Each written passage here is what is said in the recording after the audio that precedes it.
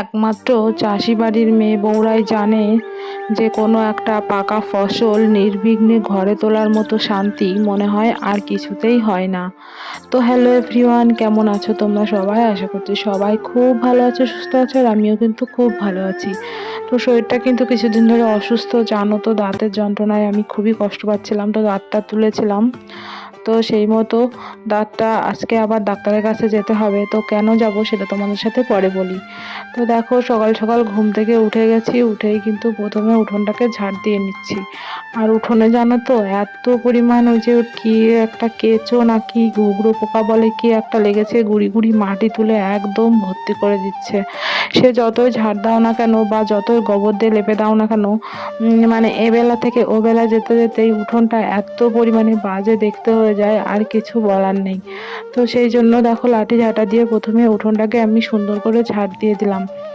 আর তারপরে চলে আসলাম ঘরে। বাইরে সমস্ত কাজ বাজ গোছানো হয়ে গেছে, তো ঘরে এসে ভাবলাম এই ঘরের বেডশিটটা অনেক দিন চেঞ্জ করা হয় না, তো আজকে একটুখানি চেঞ্জ করে নিই। আর আজকে একটা নতুন বেডশিটও পাতবো। এইটা হচ্ছে আমার বর কবে যেন একটা গিফট পেয়েছিল, সেটা ঘরে ছিল। তো বেডশিটটা ভালো লাইট কালার, আর আমার জানো তো লাইট কালারের বেডশিট খুবই ভালো লাগে, মানে বিছানায় পাতলে দেখতেও খুব সুন্দর লাগে। তো দেখো বিছানায় পাতলাম, কেমন লাগছে বেডশিটটা তোমরা কিন্তু কমেন্ট করে জানিও। তো তারপরে দেখো, বিছানা বাড়ি তুলতে তুলতে গুছাতে আমার কিন্তু অনেকটা সময় চলে গেছে। যেহেতু নতুন বেডশিট পেতেছি, সেহেতু কিন্তু আমার বিছানাটা গোছাতে বেশ টাইম লেগেছে। তো সেটা আর শ্যুট করা হয়নি। তো তারপরে আসলাম ঘর ঝাড় দিতে।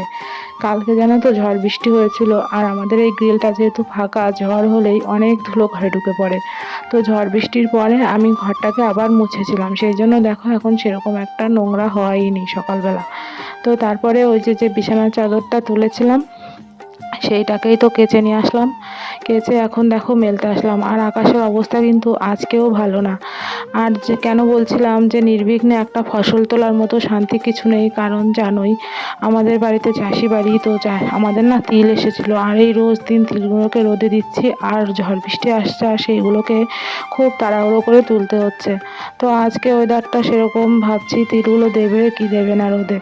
তো তারপর দেখো রান্নাবান্না কমপ্লিট করে নিয়েছিলাম, অনেক কিছুই রান্না করেছিলাম। রান্নাবান্না করে খাওয়া দাওয়া করে ছেলেটাকে খাইয়ে ঘুম পাড়িয়ে এখন আমি যাচ্ছি আবার ডাক্তারের কাছে, কারণ আমার দাঁতে 3টে সেলাই দিয়েছিল, সেই সেলাইগুলোকেই আজকে কাটতে যাব।